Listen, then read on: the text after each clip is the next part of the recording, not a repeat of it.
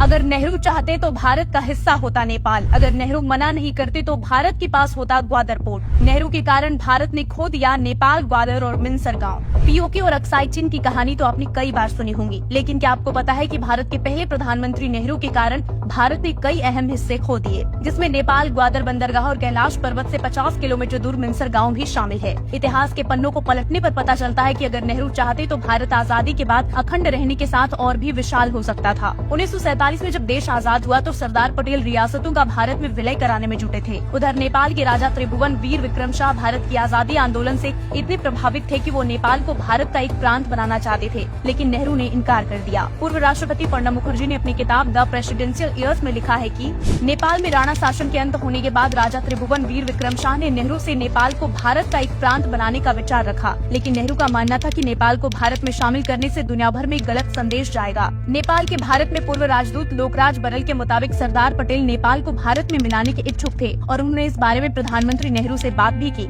लेकिन उन्होंने मना कर दिया। सोचिए, अगर नेपाल भारत में शामिल हो जाता तो प्रभु राम का ससुराल और माता जानकी का जनकपुर भारत से कभी अलग न होता, साथ ही चीन का सपना भी चकनाचूर हो जाता। इसी तरह शायद बहुत कम लोग जानते हो कि जिस ग्वादर पोर्ट से चीन अरब सागर में घुसने का गेटवे बना रहा है, वो बेशकीमती ग्वादर पोर्ट कभी भारत को मिलने वाला था, लेकिन नेहरू ने मना कर दिया। राष्ट्रीय सुरक्षा सलाहकार बोर्ड के पूर्व सदस्य प्रमीत पाल चौधरी के अनुसार 1956 में ओमान के सुल्तान ने भारतीय प्रधानमंत्री जवाहरलाल नेहरू को ग्वादर बेचने की पेशकश की थी, लेकिन नेहरू ने इसे ठुकरा दिया और 1958 में ओमान ने ग्वादर को 3 मिलियन पाउंड में पाकिस्तान को बेच दिया। पीओके की तरह बलूचिस्तान आज जो पाकिस्तान से अलग होने के लिए प्रदर्शन कर रहे हैं, वो भी कभी भारत में विलय करना चाहते थे, लेकिन नेहरू ने इनकार कर दिया। 1876 में अंग्रेजों और बलूच के बीच हुई संधि के अनुसार बलूचिस्तान एक आजाद देश था। 1947 में बलूचों के सबसे बड़े नेता खुदादत खान हुआ करते थे। मार्च 1948 में ऑल इंडिया रेडियो पर प्रसारित समाचार में खुदादत खान की प्रेस वार्ता का जिक्र करते हुए अनाउंस किया गया कि खान बलूचिस्तान का भारत में विलय को तैयार थे, लेकिन प्रधानमंत्री नेहरू ने नकार दिया।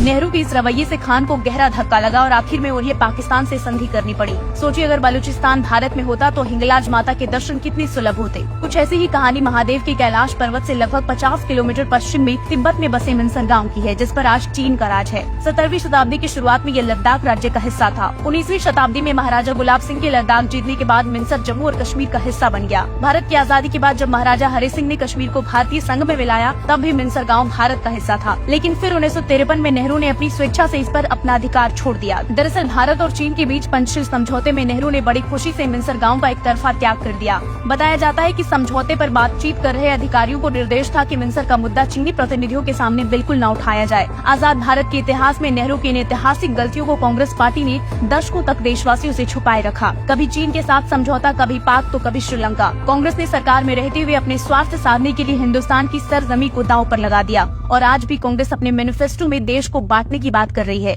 ब्यूरो रिपोर्ट, एक भारत न्यूज। नाम बदला है, नियत नहीं। महाठगबंधन की जरूरत नहीं। आज ही लें संकल्प।